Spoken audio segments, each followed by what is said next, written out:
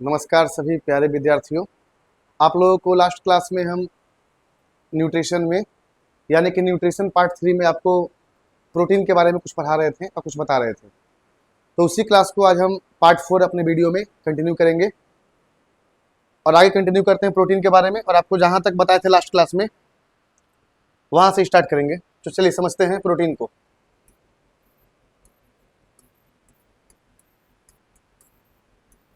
तो हम जैसे शुरुआत करते हैं प्रोटीन के बारे में, तो आपको याद होगा कि हम जैसे उससे पहले कार्बोहाइड्रेट के बारे में पूरा बता दिए थे।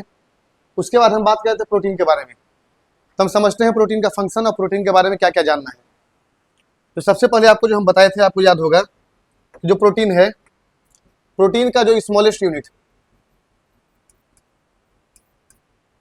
प्रोटीन का हमारे पास स्मॉलेस्ट यूनिट क्या है, तो आपको याद रखना है कि प्रोटीन का स्मॉलेस्ट यूनिट होता है एमिनो एसिड।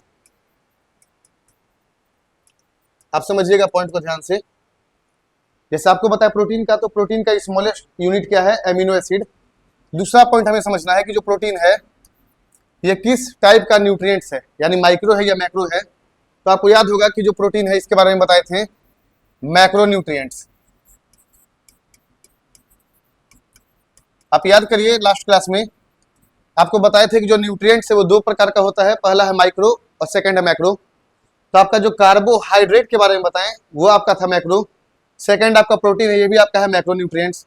इसके बाद हमें समझना है, जो आपको हम बताएं कि प्रोटीन ये किससे मिलकर बना है, तो एमिनो एसिड। तो आपको अब हम ये जानना है कि प्रोटीन का सोर्स क्या है। प्रोटीन का सोर्स कहने का मतलब कि आखिर हम ऐसा क्या खाएं कि जिससे हमें प्रोटीन मिल जाए। तो जब हम बात करते हैं कि प्रोटीन का सोर्स कि आखिर ऐसे हमें क्या खाना चाहिए, तो सबसे पहले आपको याद रखना है सोयाबीन। ये पॉइंट याद रखना है कि जो सोयाबीन है, तो सोयाबीन में आपका लगभग अप्रोक्स 60% के आसपास प्रोटीन मिलता है। सोयाबीन हो गया, एग यानी अंडा, mutton, chicken and paneer,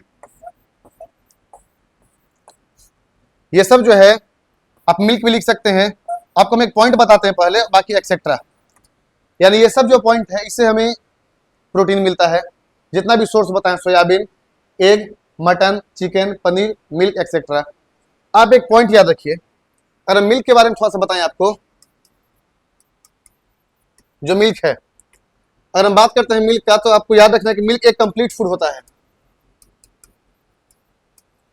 milk जो है कैसा फूड है, तो मिल्क एक कंप्लीट फूड होता है।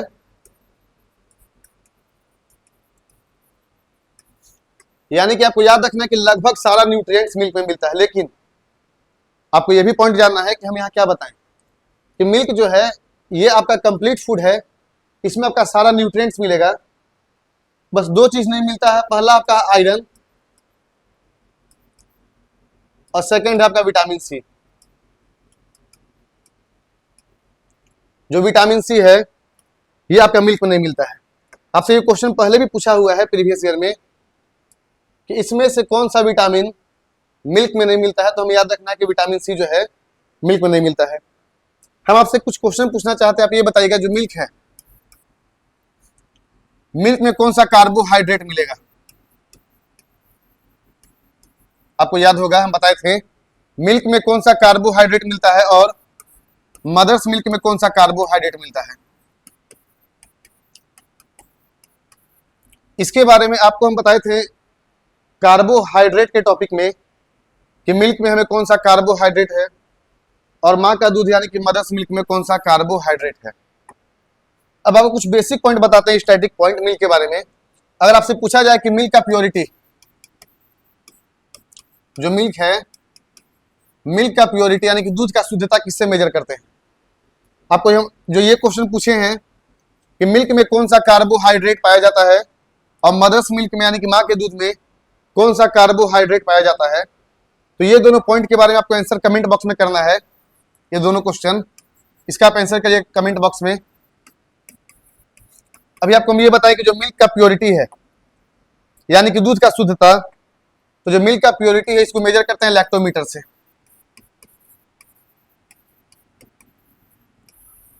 अगर आपसे पूछा जाए कि मिल्क का प्योरिटी किससे मेजर करते हैं, तो लैक्टोमीटर से।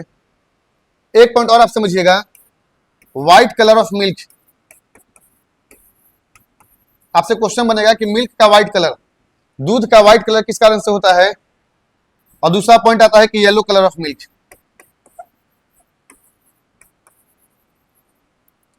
दोनों का आपको आंसर समझना है। जैसे आपको बोले हैं व्हाइट कलर ऑफ मिल्क, तो आपको याद रखना है कि white colour of milk due to presence of casein. Exam के लिए बहुत ज्यादा महत्वपूर्ण है, और ये क्वेश्चन आपसे एसएससी और रेलवे दोनों में पूछा हुआ है कि मिल्क का व्हाइट कलर जो है कैसीन के कारण, और येलो कलर जो है कैरोटीन के कारण। यहां समझिएगा, जैसे आपको बताएं हम कि मिल्क का व्हाइट कलर, तो सबसे पहले आपको बताएं कि white colour of milk due to presence of casein, और yellow colour of milk due to presence of carotene. यहां हम किरेटिन नहीं बोले, कैरोटीन बोले हैं। किरेटिन एक अलग प्रोटीन है, उसके बारे में जानेंगे। अभी आपको हम यहां बता रहे हैं मिल्क के बारे में कि मिल्क एक कंप्लीट फूड है। मिल्क में कौन सा विटामिन नहीं मिलता है, तो विटामिन सी नहीं मिलता है। फिर आपको हम पूछे कि मिल्क में कौन सा कार्बोहाइड्रेट, तो आपको दोनों पॉइंट बताना है। पहला पॉइंट आपका है कि मिल्क में कौन सा कार्बोहाइड्रेट और मदर्स मिल्क में कौन सा कार्बोहाइड्रेट। इसका आंसर आप कमेंट करिएगा। और आपसे हम प्रश्न पूछे हैं कि मिल्क का प्योरिटी, जैसे होता है ना कि दूध का शुद्धता नापते हैं, जैसे मिल्क का प्योरिटी कहने का मतलब है कि जैसे अगर आप दूध लेने जाते हैं तो देखते हैं कि कहीं कहीं आपको दूध ऐसा मिलता है कि पता नहीं चलता है कि दूध में पानी है कि पानी में दूध है। तो आपको वही पता करने के लिए कि दूध में पानी मिलाया जा रहा है कि पानी में दूध मिलाया जा रहा है, आपको यही पता करने के लिए एक इंस्ट्रूमेंट है, एक इसका नाम है लैक्टोमीटर। यानी कि लैक्टोमीटर से हम दूध का प्योरिटी को मेजर करते हैं। White colour of milk casein और येलो कलर कैरोटीन। अब आप यहां समझिएगा पॉइंट। आपसे हम एक और क्वेश्चन पूछना चाहते हैं, आप हमको ये बताइएगा, नेशनल डेयरी रिसर्च इंस्टीट्यूट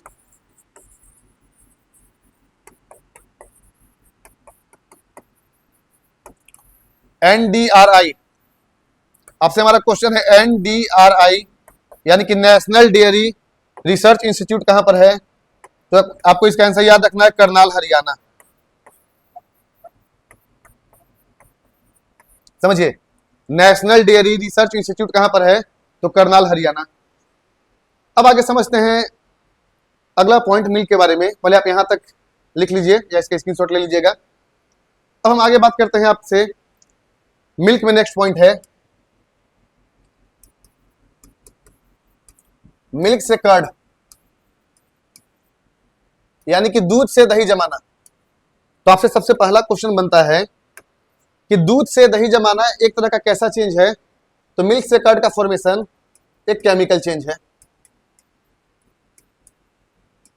आपको केमिस्ट्री में पढ़ना है कि फिजिकल चेंज क्या होता है, केमिकल चेंज क्या होता है। तो यहां आपको हम बताएं कि मिल्क जो है, मिल्क से कर्ड का फॉर्मेशन जो है केमिकल चेंज। अब आपको यहां पर जानना है कि मिल्क में जैसे हम मिल्क से कर्ड बनाएंगे तो ऐसा कौन सा बैक्टीरिया जो है जिसके कारण दूध से दही जमता है, तो आपको यहां पर याद रखना है लैक्टोबैसिलस।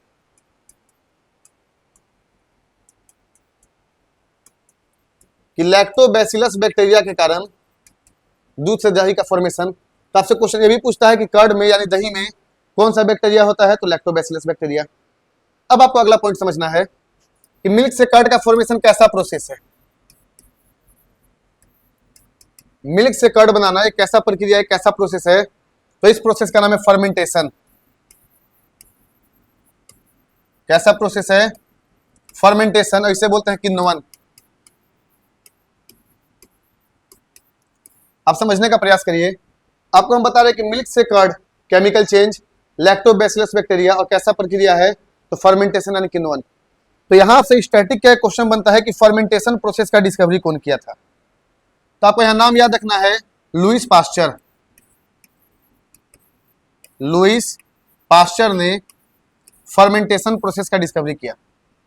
यहां तक क्लियर है कि फर्मेंटेशन का डिस्कवरी कौन किया है, लुईस पास्चर। तो आपको समझ में आएगा कि सर क्या लुईस पास्चर ने फर्मेंटेशन का ही डिस्कवरी किया। जैसे आपको याद होगा हम बताए थे लास्ट क्लास में कि प्रोटीन का जो डिस्कवरी है कौन किया था, तो बर्जीलियस। और जो बर्जीलियस है उसने प्रोटीन के साथ साथ कैटलिस्ट का भी डिस्कवरी किया था। तो वैसे ही समझना कि जो लुईस पास्चर है इसने फर्मेंटेशन का भी डिस्कवरी किया।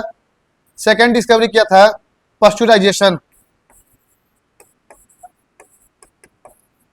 पास्चुराइजेशन इसे हिंदी में बोलते हैं पास्चुरीकरण। अब आपके मन में आएगा सर ये प्रोसेस क्या है पास्चुरीकरण, पहली बार सुन रहे हैं। तो देखिए समझिए, अगर हम बात करते हैं पास्चुराइजेशन का, तो लुईस पास्चर ने पास्चुराइजेशन का डिस्कवरी किया, मतलब इसके बारे में बताया। इसमें कहा गया है कि अगर किसी मिल्क को 62 डिग्री सेल्सियस पर अप्रॉक्स 45 मिनट तक हीट करते हैं तो मिल्क से जो भी आपका हार्मफुल बैक्टीरिया है वो सारा बैक्टीरिया किल हो जाएगा, यानी कि मर जाएगा। यहां तक उम्मीद करता है आपको क्लियर होगा हम क्या बता रहे हैं। पहले बताया कि लुईस पास्चर ने फर्मेंटेशन का डिस्कवरी किया।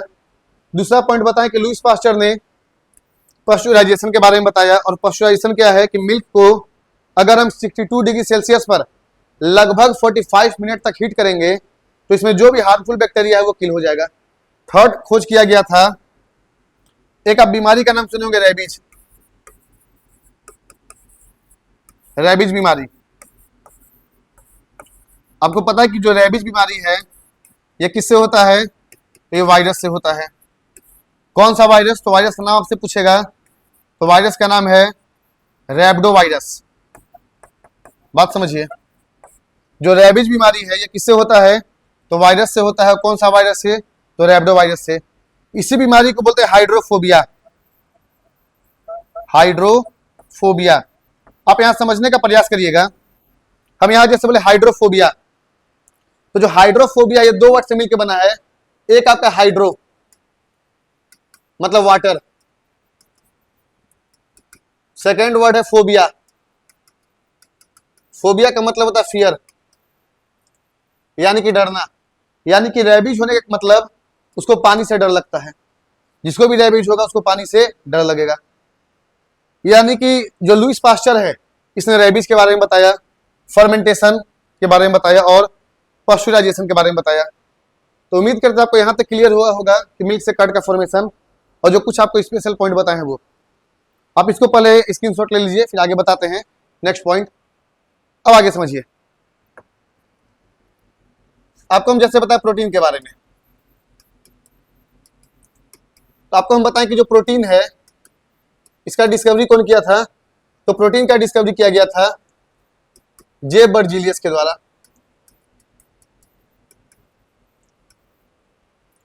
प्रोटीन का डिस्कवरी कौन किया था? तो प्रोटीन का खोज किया था जे बर्जीलियस ने। लेकिन प्रोटीन का जो स्ट्रक्चर है, ये सारा पॉइंट आपको हम लास्ट क्लास में बताए थे। एल पॉलिंग, आपको यहां कंफ्यूज नहीं करना है। प्रोटीन का स्ट्रक्चर एल पॉलिंग, प्रोटीन का स्मॉलेस्ट यूनिट ये भी आपको बताए हैं। स्मॉलेस्ट यूनिट में एमिनो एसिड। अगर आपको याद होगा तो हम एमिनो एसिड का फॉर्मूला भी बताए थे, कौन सा फंक्शनल ग्रुप इसमें मिलता है वो भी बताए थे। अब आप यहां पर आगे समझने का प्रयास करिएगा। आपको हम यहां बताते हैं कि एमिनो एसिड से कैसे आगे काम चलेगा, ध्यान दीजिए। अगर आपको हम यहां बता रहे हैं कि जो स्मॉलेस्ट यूनिट क्या है आपका एमिनो एसिड, तो आप यहां पॉइंट समझिए। जो एमिनो एसिड है यानी कि 20 यूनिट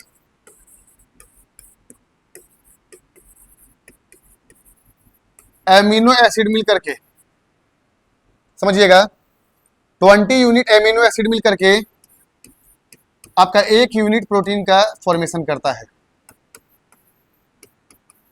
समझ में आ रहा है आपको? हम यहां बताएं 20 यूनिट एमिनो एसिड मिल करके एक यूनिट प्रोटीन का फॉर्मेशन करता है। और ये जो आपका 20 यूनिट एमिनो एसिड है इसमें से आपका 10 जो है इसेंशियल है और आपका रिमेनिंग जो 10 है ये आपका नॉन इसेंशियल है।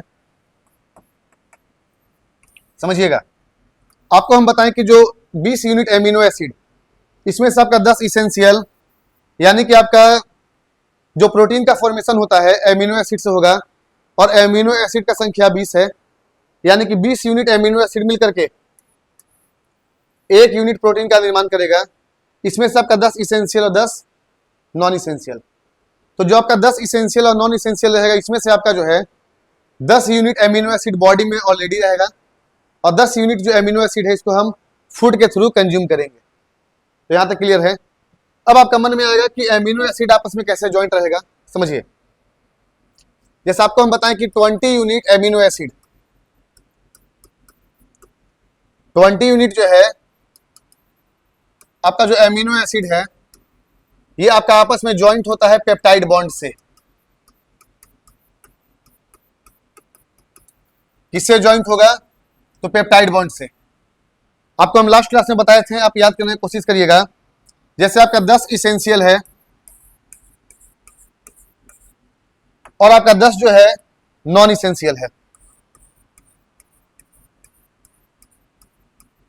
ये सारा जो है एमिनो एसिड एक साथ ज्वाइंट होता है और किससे ज्वाइंट रहेगा? इस बॉन्ड का नाम है पेप्टाइड बॉन्ड। क्या नाम है इसका?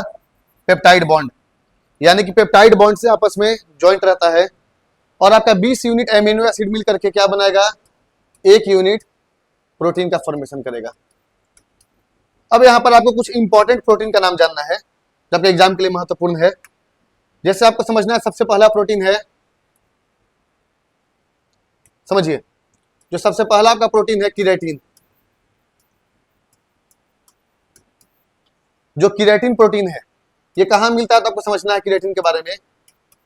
ये आपका हेयर एंड नेल, यानी कि हेयर में और नेल में जो प्रोटीन मिलता है उसका नाम है केराटिन प्रोटीन।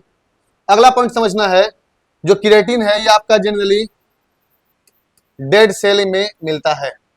समझिए पॉइंट को। जो हम बात कर रहे हैं केराटिन प्रोटीन का, तो ये कहां पर मिलता है? डेड सेल में मिलेगा। Next point, keratin is a water repulsive protein.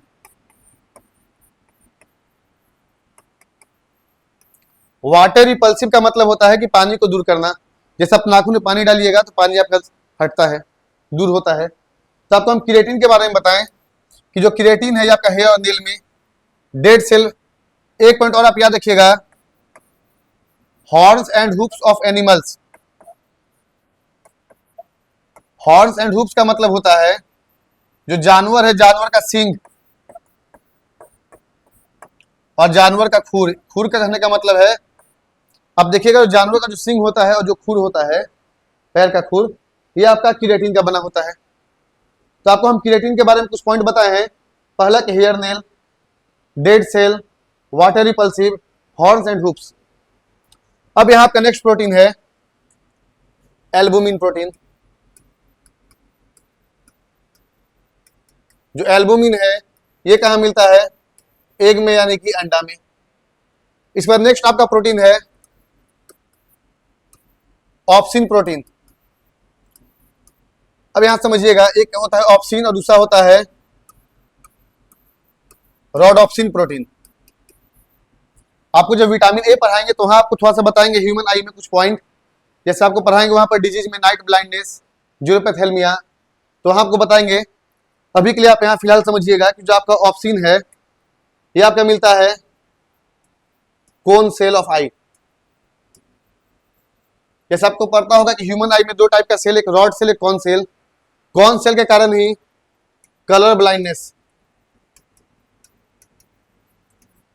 Cone cell के कारण कलर ब्लाइंडनेस, और जो रॉड सेल है रोडोप्सिन, रॉड सेल, तो रॉड सेल के कारण नाइट ब्लाइंडनेस। और आपको पता होगा कि नाइट ब्लाइंडनेस जो है ये विटामिन ए का कमी से होता है। तो यहां तक आपको समझ में आ रहा है। जैसे आपसे पूछेगा नेक्स्ट आपका पहले बताया एल्बुमिन, ऑप्सिन, रोडोप्सिन, केराटिन। अब यहां प्रोटीन समझिएगा। नेक्स्ट आपका है हिस्टोन प्रोटीन। ये हिस्टोन प्रोटीन कहां मिलता है? तो हिस्टोन प्रोटीन आपका हार्मोन। अब जब डीएनए के बारे में जानिएगा तो डीएनए में कौन सा प्रोटीन? Histone protein. नेक्स्ट आपका है ग्लोबुलिन प्रोटीन। जो ग्लोबुलिन है ये कहाँ मिलता है? तो हेमोग्लोबिन में।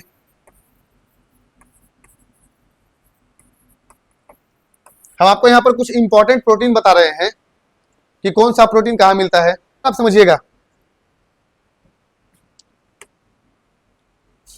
आपको यहाँ हम पॉइंट बताए थे पहले भी, एंटीबॉडीज, हॉर्मोन्स एंड एंजाइम्स, यानी antibodies, hormones and enzymes, all three are made up of protein. समझ में आ रहा है? यानी एंटीबॉडीज, हॉर्मोन्स एंड एंजाइम्स, ये तीनों,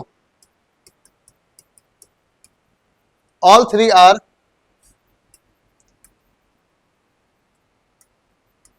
made up of protein.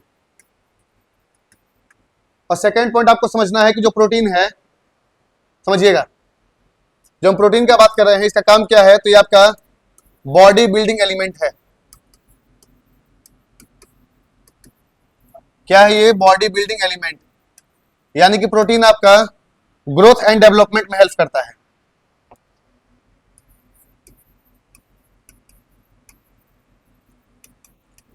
Growth and development में प्रोटीन जो है हेल्प करता है। आपको पहले बता दें कि आपको प्रोटीन के बारे में कुछ बेसिक पॉइंट लास्ट वीडियो में बताए थे, तो आप इसके बारे में जानने से पहले जो हमारा न्यूट्रिशन का जो पार्ट 3 वाला वीडियो था, आप उसको देखिएगा। उसमें आपको हम बताए थे कैसे प्रोटीन जो है बॉडी बिल्डिंग एलिमेंट है, नाइट्रोजन कैसे मिलता है, कितना परसेंट मिलता है, क्या उसका फंक्शन है। हम आपको बेसिक बेसिक पॉइंट इसमें कुछ बताए थे। आप यहां तक लिखिए, फिर आगे बताते हैं। अब समझिएगा। नेक्स्ट आपको समझना है प्रोटीन में कि अब प्रोटीन का डाइजेशन कैसे होगा। आपको बताते हैं डाइजेशन ऑफ प्रोटीन। आप पहले इसको स्क्रीनशॉट ले लीजिए इसका।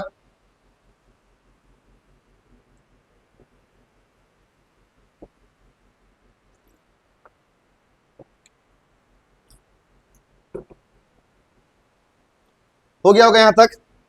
अच्छा, अगर आपसे पूछा जाए कि ऑसिन प्रोटीन कहां मिलता है, जो ऑसिन का बात कर रहे हैं, ऑसिन प्रोटीन, तो आपको याद रखना है जो बोन होता है, स्केलेटन सिस्टम में बोन के बारे में जानेंगे। ऑसिन प्रोटीन बोन में, तो हमारा आपसे क्वेश्चन है स्टडी ऑफ बोन क्या कहलाता है। आप इसका आंसर कमेंट बॉक्स में पिन करिएगा कि स्टडी ऑफ बोन क्या कहलाता है। नेक्स्ट आपका है प्रोटीन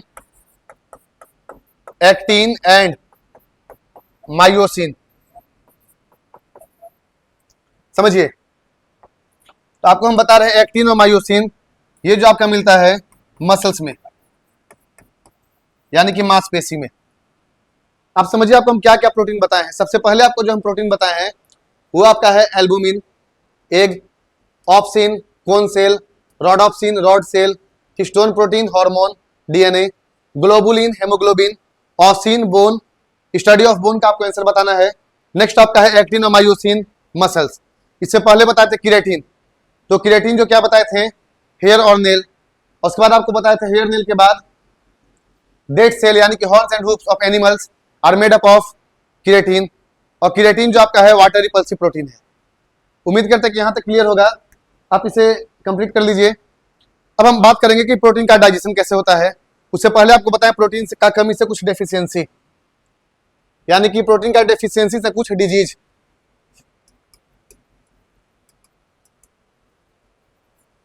डेफिशिएंसी यानी कमी से, यानी प्रोटीन का कमी से कौन सा बीमारी होगा, तो आपको डिजीज समझना है। तो आपको समझना सबसे पहला तीन बीमारी में जो सबसे इंपॉर्टेंट है क्वासियोरकर।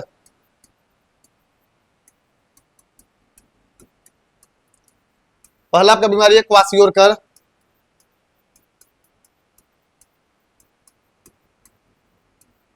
सेकेंड आपका बीमारी है मरासमस।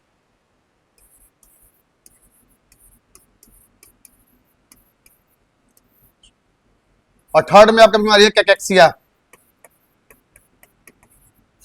आपको यहां समझना है जो क्वासियोरकर, मरासमस और कैकेक्सिया, ये तीनों जो है प्रोटीन का कमी से होगा। यहां तक क्लियर है? इस आपको समझ में आ रहा होगा कि प्रोटीन का कमी से कौन सा बीमारी है। तो प्रोटीन का कमी से पहला क्वासियोरकर, सेकेंड में आपका मरासमस और थर्ड में आपका है कैकेक्सिया। उम्मीद करते हैं यहाँ तक क्लियर हुआ होगा आपको कि प्रोटीन का कमी से। अब हम बात करेंगे प्रोटीन का डाइजेशन, कि प्रोटीन का आखिर हमारे बॉडी में डाइजेशन कैसे होता है। तो आपका टॉपिक इसमें है डाइजेशन ऑफ प्रोटीन।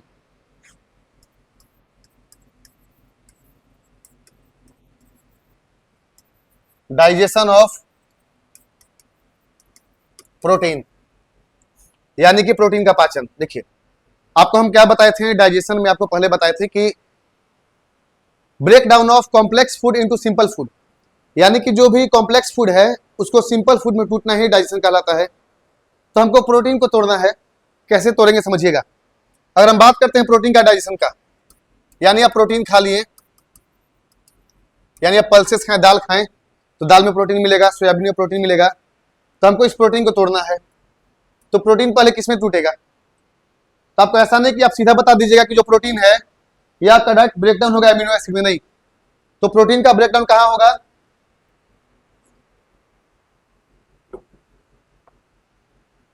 जो प्रोटीन है प्रोटीन का ब्रेकडाउन होगा पेप्टाइड, पेप्टाइड से आपका टूटेगा पेप्टोन, और पेप्टोन से आपका टूटेगा एमिनो एसिड। आप समझिए कैसे, आपको हम बताएं प्रोटीन, इसको समझिएगा, एग्जाम के लिए आपका महत्वपूर्ण है डाइजेशन ऑफ प्रोटीन यानी कि प्रोटीन का पाचन। तो प्रोटीन से पेप्टाइड में कैसे टूटेगा, आप यहां समझिए। आपको एक पॉइंट बताते हैं, स्टोमक से सेक्रेशन होता है आपका गैस्ट्रिक जूस। आप स्टोमक समझ रहे होंगे, यानी अमाशय, अमाशय से क्या निकलता है, गैस्ट्रिक जूस। और ये गैस्ट्रिक जूस से ही आपका दो एंजाइम निकलेगा, पहला आपका है पेप्सिन और सेकेंड आपका है रेनिन। आप यहां पॉइंट समझिए, आपको हम बताएं कि स्टोमक से आपका सेक्रेशन होता है गैस्ट्रिक जूस का, और गैस्ट्रिक जूस से आपका निकलता है पेप्सिन और रेनिन। तो जो यही दोनों है, जो पेप्सिन और जो रेनिन है, यही दोनों आपका प्रोटीन को पेप्टाइड में तोड़ता है। आपको एक पॉइंट और याद रखना है, रेनिन जो है helps in the digestion of milk. यह पॉइंट आपको याद रखना है, एग्जाम के लिए महत्वपूर्ण है कि दूध के पाचन में कौन हेल्प करता है, रेनिन। तो पहले हम तोड़े किसको, प्रोटीन को पेप्टाइड में। तो प्रोटीन को पेप्टाइड में कौन तोड़ा, तो आपको यहां बताया कि स्टोमक से आपका निकलता है गैस्ट्रिक जूस, और जो गैस्ट्रिक जूस से ही क्या निकलेगा आपका पेप्सिन और रेनिन। और यही जो आपका पेप्सिन रेनिन है, यही आपका प्रोटीन को किसमें तोड़ेगा, पेप्टाइड में। अब यहां पर आपका आएगा पेप्टाइड को पेप्टोन। अब समझिए कि पेप्टाइड को पेप्टोन में कौन तोड़ेगा। आप पैनक्रियाज का नाम सुने होंगे, और आपको याद होगा हम बताए थे जब आपको ग्लूकोज के बारे में बता रहे थे कि पैनक्रियाज के बारे में कुछ पॉइंट, कि पैनक्रियाज से आपका पैनक्रियाटिक जूस निकलता है, वहीं से आपका निकलेगा ट्रिप्सिन और काइमोट्रिप्सिन। समझिएगा, ट्रिप्सिन और काइमोट्रिप्सिन। समझिए, पहले हम प्रोटीन को पेप्टाइड में तोड़े, पेप्टाइड को पेप्टोन में कौन तोड़ेगा, तो ट्रिप्सिन और काइमोट्रिप्सिन। इसका सेक्रेशन कहां से होता है, तो पैनक्रियाज से, इसे बोलते हैं अग्नाशय। एक आपका है अमाशय, दूसरा आपका है अग्नाशय। अब यहां समझिए, प्रोटीन से पेप्टाइड टूटा, पेप्टाइड से पेप्टोन, और पेप्टोन से एमिनो एसिड, और एमिनो एसिड में कैसे, तो यहां आपका सेक्रेशन होगा इंटेस्टाइन जूस का, स्मॉल इंटेस्टाइन से आपका सेक्रेशन होता है इंटेस्टाइन जूस। किसका सेक्रेशन होगा, इंटेस्टाइन जूस का, और यही आपका इंटेस्टाइन जूस जो है पेप्टोन को एमिनो एसिड में तोड़ता है। तो हमको उम्मीद है कि आप समझ रहे होंगे यहां तक कि कैसे प्रोटीन से एमिनो एसिड में आएगा। यानी कि आप तो खाए थे प्रोटीन, जैसे आप खाएं प्रोटीन, खाने के क्या खाएं आप, दाल खाएं, और क्या खाएं, सोयाबीन खाएं, है ना, दाल हो गया, सोयाबीन हो गया, मटन, चिकन, अंडा। बात समझ में आ रहा है। पनीर, मिल्क यानी दूध, यानी आप ये सब चीज कुछ खाए हैं तो आपको क्या मिला, प्रोटीन मिला है। तो प्रोटीन मिला है तो प्रोटीन आपका पचेगा भी तो, डाइजेशन भी तो होगा। मिल्क का पाचन कौन करेगा, रेनिन। प्रोटीन को हम तोड़ेंगे पहले पेप्टाइड में, पेप्सिन और रेनिन से। तो आपको समझ में आ रहा होगा पेप्सिन रेनिन कैसे। एक बार आप फिर से समझने का प्रयास करिए, पहले आप यहां तक लिख लीजिए, आपको हम फिर से बताते हैं कैसे डाइजेशन होगा, समझिए। जैसे आपको हम बताएं, ये है प्रोटीन, प्रोटीन आपका टूटेगा पेप्टाइड में। प्रोटीन किसमें टूट रहा है, पेप्टाइड में। पेप्टाइड से आपका क्या टूटेगा, पेप्टोन, समझिएगा। पेप्टोन से आपका एमिनो एसिड। अब ये कैसे टूटेगा समझिए। आपको हम यहां क्या क्या पॉइंट बताएं, ध्यान दीजिएगा। जो स्टोमक है यानी जो अमाशय है, स्टोमक से आपका सेक्रेशन होगा गैस्ट्रिक जूस का, और यही जो गैस्ट्रिक जूस है यहीं से आपका निकलता है पेप्सिन और रेनिन। यही गैस्ट्रिक जूस से ही आपका सेक्रेशन होता है HCl का। आप पढ़िएगा टॉपिक डाइजेस्टिव सिस्टम, डाइजेशन के बारे में, तो आपको बताएंगे HCl के बारे में। अब समझिए आपको हम बताइए स्टोमक से निकलता है पेप्सिन रेनिन। नेक्स्ट आपका पॉइंट है पेनक्रियाज, जिसे बोलते हैं अग्नाशय। इसके बारे में डिटेल्स बताया कुछ आपको लास्ट क्लास में, आप देख लीजिएगा। पेनक्रियाज से आपका निकलता है पेनक्रियाटिक जूस, और पेनक्रियाटिक जूस से ही आपका निकलेगा ट्रिप्सिन और काइमोट्रिप्सिन। नेक्स्ट आपका आएगा स्मॉल इंटेस्टाइन। स्मॉल इंटेस्टाइन, यहां से आपका निकलता है इंटेस्टाइन जूस। इंटेस्टाइन जूस यानी तीनों का सेक्रेशन कैसे हुआ समझ में आया। अब हम यहां डाइजेशन कराएंगे तो देखिए, प्रोटीन आप खा लिए हैं तो आपका गैस्ट्रिक जूस से आपका निकलेगा पेप्सिन और रेनिन। ये दोनों आपका पेप्सिन रेनिन क्या करता है, digestion of protein into peptide. Rennin में लिखिएगा मिल्क का डाइजेशन। और आपको एक पॉइंट और याद रखना है, जैसे ही ओल्ड एज होता है यानी उम्र जैसे ही बढ़ेगा, ओल्ड एज होगा, तो रेनिन का सेक्रेशन कम हो जाएगा। और जब रेनिन का सेक्रेशन कम होगा इसका मतलब मिल्क का डाइजेशन भी कम होगा। अब हम बात करते हैं पेप्टाइड से पेप्टोन। ये आपका तो होता है ट्रिप्सिन, आपको समझ में आया होगा, बताए थे। और नेक्स्ट आपका है काइमोट्रिप्सिन, ठीक है। अब आपका पेप्टोन से अमीनो एसिड, ये आपका तोड़ता है इंटेस्टाइन जूस। इंटेस्टाइन जूस, ये तो आपको हम बताएं प्रोटीन का डाइजेशन। अब आप पॉइंट समझिएगा आगे कि अगर प्रोटीन का मात्रा ज्यादा हो जाए बॉडी में तब क्या होगा, समझिए, समझाते हैं इसको। तब तक आप स्क्रीनशॉट ले लीजिए।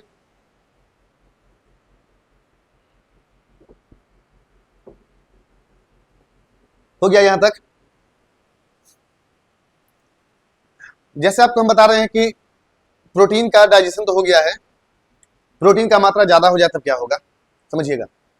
जैसे आपको पॉइंट समझना है कि अगर सपोज करिए कि आप बहुत ज्यादा मात्रा में दाल का सेवन कर रहे हैं लेकिन आपका वर्कआउट कुछ नहीं है, आप सोयाबीन यूज कर रहे हैं, मतलब प्रोटीन का मात्रा ज्यादा खा रहे हैं, तो प्रोटीन ज्यादा खाने से क्या होगा, आप यहां समझोगे एमिनो एसिड आया है। अब आप आगे समझिए, जो आपका यही एमिनो एसिड है, यही एमिनो एसिड है आपका 3 पदार्थ में टूटेगा। सबसे पहला आपका है अमोनिया, फर्स्ट आपका है अमोनिया, दूसरा आपका यूरिया, और थर्ड आपका यूरिक एसिड। यूरिक एसिड आप सुनते होंगे जनरली कि यूरिक एसिड बढ़ गया है, सुनते हैं, क्योंकि बॉडी में अगर प्रोटीन का मात्रा ज्यादा हो जाएगा तो जैसे ही बॉडी में प्रोटीन का मात्रा ज्यादा होगा तो यूरिक एसिड ज्यादा होगा। तो यूरिक एसिड ज्यादा होने का मतलब जो आपका जॉइंट वाला पेन है, कभी कभी देखिएगा कि मॉर्निंग में सुबह उठने के समय आप जैसे ही बेड पर से उठते हैं और पैर नीचे रखिएगा तो आपका एरी वाला जो पोर्शन है, एंकल वाला पोर्शन 10 मिनट के लिए बहुत ज्यादा दर्द करता है। ऐसा क्यों करता है? आप पॉइंट समझिए यूरिक एसिड के बारे में, आपको हम बता रहे हैं। आप मान के चलिए, अगर बॉडी में, हमारे शरीर में अगर प्रोटीन का मात्रा बहुत ज्यादा हो गया और प्रोटीन का मात्रा ज्यादा होने के बाद उसका अगर प्रॉपर डाइजेशन नहीं हो पाया और जो भी आपका प्रोटीन से नाइट्रोजन मिल रहा है, तो नाइट्रोजन अगर बॉडी से बाहर अच्छा से नहीं एक्सक्रेट होगा, निकलेगा, तो वहां पे होता क्या है कि आपका नाइट्रोजन का मात्रा ज्यादा हो गया और आपका जो ह्यूमन में जो है, मनुष्य, मैमल्स, ये आपका यूरियोटेलिज में वर्टिब्रेट है। तो होता क्या है कि जैसे ही बॉडी में प्रोटीन का मात्रा ज्यादा हुआ, तो प्रोटीन का मात्रा ज्यादा होने से आपका बॉडी में यूरिक एसिड ज्यादा होगा और यूरिक एसिड ज्यादा होने से क्या होता है कि आपका जॉइंट में पेन होगा, दर्द होगा और साथ में जो पैर का जो एरी वाला पोर्शन है वहां पर दर्द होगा।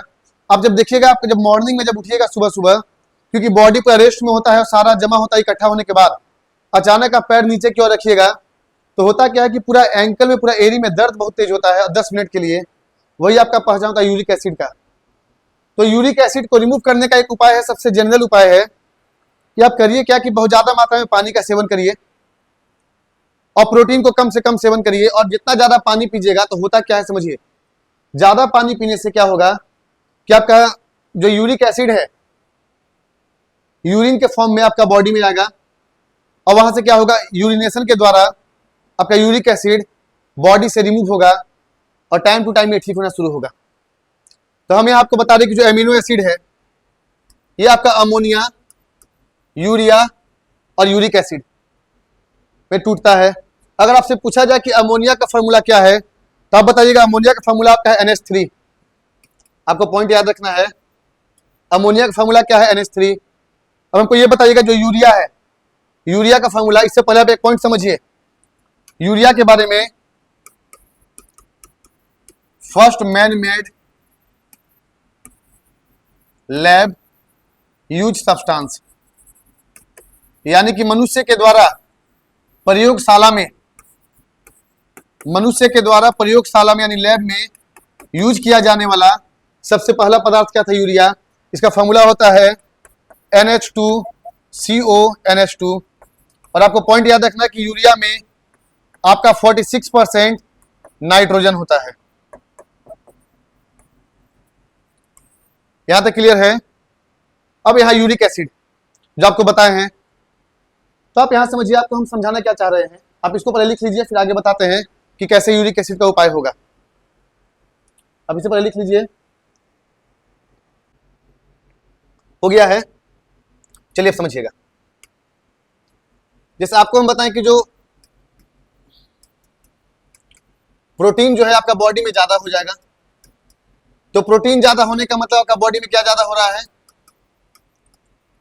नाइट्रोजन ज्यादा हो रहा है। तो आपको हम बताए थे कि अगर कोई भी चीज लिमिट से ज्यादा हो जाएगा तो वेस्ट कहलाएगा, यानी कि जो नाइट्रोजन ज्यादा होगा इसको हम बोलेंगे नाइट्रोजेनियस वेस्ट, नाइट्रोजेनियस वेस्ट। और यही जो आपका नाइट्रोजेनियस वेस्ट है इसी को बॉडी से रिमूव करना, यानी नाइट्रोजेनियस वेस्ट को बॉडी से रिमूव करना, इस प्रोसेस को बोलते हैं एक्सक्रेशन यानी उत्सर्जन, यानी कि excretion of removal of nitrogenous waste, removal of nitrogenous waste from our body is called excretion यानी उत्सर्जन।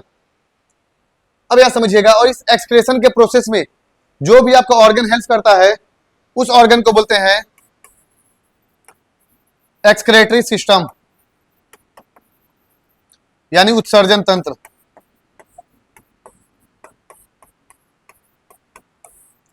आप यहां पॉइंट समझिए, हम आपको बता रहे हैं कि जो नाइट्रोजेनियस वेस्ट को बाहर निकालना एक्सक्रेशन कहलाता है और जो बॉडी ऑर्गन हेल्प करता है इसको बोलते हैं एक्सक्रेटरी सिस्टम। आप जैसे बात करते हैं, हम अभी ह्यूमन का बात करते हैं, और जो ह्यूमन है ये आपका आएगा मैमल्स में। मैमल्स का मतलब है स्तनधारी, और जितना भी मैमल्स होता है, आपसे अगर क्वेश्चन पूछा जाए कि जो मैमल्स है जितना भी आपका स्तनधारी है उसका जो एक्सक्रेशन का जो प्रोसेस है उसको क्या बोलते हैं, तो आपको याद रखना है कि इसको बोलते हैं, आपसे क्वेश्चन है कि process of excretion. Process of excretion का मतलब है कि मैमल्स के द्वारा, स्तनधारी के द्वारा जो भी आपका नाइट्रोजेनियस वेस्ट है इसको बाहर निकालना, बॉडी से बाहर निकालना, यूरियोटेलिज्म। तो जो आपका यूरियोटेलिज्म है ये आपका मैमल्स का एक्सक्रेशन प्रोसेस है, यानी कि जो मैमल्स के द्वारा अमोनिया और जो यूरिया था, अमोनिया और यूरिया को लीवर जो है यूरिक एसिड में कन्वर्ट करता है, और यही जो आपका है यूरिक एसिड जो है यूरिन बन करके, ठीक है समझिएगा, यूरिन बन करके कैसे, किडनी, किडनी का काम क्या है, हमारा आपसे क्वेश्चन है स्टडी ऑफ किडनी क्या कहलाता है, स्टडी ऑफ किडनी क्या कहलाएगा, आप इसका भी आंसर कमेंट बॉक्स में करिएगा कि स्टडी ऑफ किडनी क्या कहलाता है। समझिए क्या बता रहे हैं, अमोनिया और यूरिया ये तो आपका बॉडी में बनेगा लेकिन निकल नहीं सकता है, इसको निकालने के लिए लीवर जो है अमोनिया और यूरिया को यूरिक एसिड में कन्वर्ट करता है, क्योंकि जो मैमल्स है, जो ह्यूमन है, यूरियोटेलिज्म जीव है, वर्टिब्रेट है। यूरिन के थ्रू, समझिएगा, यूरिन बन करके अब कौन कन्वर्ट करेगा, तो किडनी। बात समझ में आ रहा है। अभी आपका रिमूव होता है, एक्सक्रेट होता है, इसी प्रोसेस को बोलते हैं एक्सक्रेशन, यानी कि रिमूवल ऑफ नाइट्रोजेनियस वेस्ट। आप पॉइंट को फिर से समझिए, आपको समझा क्या रहे हैं, आपको हम यहाँ पर समझाएं पॉइंट को कि अगर बॉडी में प्रोटीन का मात्रा ज्यादा हो जाए, तो जैसे ही हमारे बॉडी में प्रोटीन का मात्रा ज्यादा होता है तो बॉडी में प्रोटीन होने का मतलब कि बॉडी में नाइट्रोजन ज्यादा। अब जैसे ही नाइट्रोजन ज्यादा होगा इसका मतलब आपका नाइट्रोजन ज्यादा होने का मतलब नाइट्रोजेनियस वेस्ट, क्योंकि अगर कोई भी चीज ज्यादा हो गया मतलब वो वेस्ट है, तो उसी नाइट्रोजेनियस वेस्ट को बॉडी से बाहर निकालना प्रोसेस कहलाता है एक्सक्रेशन। और इस एक्सक्रेशन के प्रोसेस में जो भी आपका ऑर्गन हेल्प करता है इसको बोलते हैं एक्सक्रेटरी सिस्टम, उत्सर्जन तंत्र। यहां तक क्लियर है। अब आगे समझिएगा। तो आपको हम बताएं कि जो मैमल्स है, क्योंकि हम तो ह्यूमन है, मैमल्स है, तो हम मैमल्स की बात करेंगे कि जो भी आपका मैमल्स है ये आपका कैसा जीव है, कैसा वर्टिब्रेट है, तो यूरियोटेलिज्म। आपको याद रखना है मैमल्स कैसा वर्टिब्रेट है, यूरियोटेलिज्म, यानी कि ये सिर्फ यूरिन को ही बाहर निकाल सकता है। तो आपको समझना है कि लेकिन आपके बॉडी में तो अमोनिया भी है और यूरिया भी है, तो इसी अमोनिया और यूरिया को लीवर जो है यूरिक एसिड में कन्वर्ट करेगा, और यही आपका यूरिन बन करके किडनी। आपको याद रखना है एक्सक्रेशन का जो मेन ऑर्गन क्या है, किडनी, हिंदी में इसे बोलते हैं वृक्क। क्या है किडनी? तो आपसे हम क्वेश्चन पूछे थे कि स्टडी ऑफ किडनी क्या कहलाता है, आप इससे आंसर कमेंट बॉक्स करिएगा। और आपका रिमूवल ऑफ नाइट्रोजेनियस वेस्ट, वैसे ही आपका जो नाइट्रोजेनियस वेस्ट है बाहर निकल गया, ये आपका कहलाया एक्सक्रेशन। तो हम उम्मीद करते हैं कि आपका जो प्रोटीन वाला पोर्शन है कि प्रोटीन क्या होता है, प्रोटीन का फॉर्मेशन कैसे होता है, प्रोटीन का डाइजेशन कैसे होता है, प्रोटीन से आपका ज्यादा होने पर एक्सक्रेशन कैसे होगा, उसके बाद आपका पॉइंट आता है प्रोटीन का कमी से कौन सा बीमारी है, कुछ आपको सब इंपॉर्टेंट प्रोटीन बताए थे, ये आपका हो चुका है। अब हम शुरू करते हैं प्रोटीन के बाद फैट के बारे में। तो आप पहले यहाँ तक लिख लीजिए, स्क्रीनशॉट ले लीजिए और हेडिंग बनाइएगा फैट। अब फैट के बारे में बात करें, बढ़ते हैं फैट की ओर, यानी वसा। तो हमारा जो टॉपिक है फैट यानी कि वसा के बारे में जानेंगे। यानी फैट क्या है और वसा क्या है, चलिए समझिएगा। तो ये फैट और वसा के बारे में इसे हम अगले क्लास में कंटिन्यू करते हैं कि फैट क्या है, वसा क्या है। और आपको यहीं से फैट के बाद आपको बताएंगे विटामिन के बारे में और मिनरल्स, फिर आपका न्यूट्रिशन कंप्लीट होगा। क्योंकि फैट के बारे में आपको भी बता देते हैं, फिर आपका आधा छूट जाएगा, इसीलिए जो फैट वाला पोर्शन है आपको नेक्स्ट क्लास में यानी कि अगले क्लास में कंटिन्यू करते हैं फैट के बारे में। और आपको यहाँ पर ये बताएंगे कि आपको फैट खाने से क्या होगा, फैट किसमें किसमें मिलता है, गुड फैट क्या है, बैड फैट क्या है। फिर बात करेंगे कि फैट का डाइजेशन कैसे होता है, फैट आपका फैटी एसिड में कैसे टूटेगा, सैचुरेटेड फैट क्या होता है, अनसैचुरेटेड फैट क्या होता है। इसी में हमको जानना है एक प्रोसेस हाइड्रोजिनेशन, दूसरा आपका प्रोसेस है सेफोनिफिकेशन, साबुनीकरण, साबुन बनाना। तो ये सब सारा पॉइंट हम फैट के बारे में अगले क्लास में जानेंगे। आज के क्लास में आपको हम बताएं प्रोटीन के बारे में। तो हमारा फैट वाला पोर्शन जो है नेक्स्ट क्लास यानी कि अगले क्लास में शुरू होगा। तो मिलते हैं नेक्स्ट क्लास में, फैट टॉपिक को कंटिन्यू करेंगे। तब तक के लिए धन्यवाद।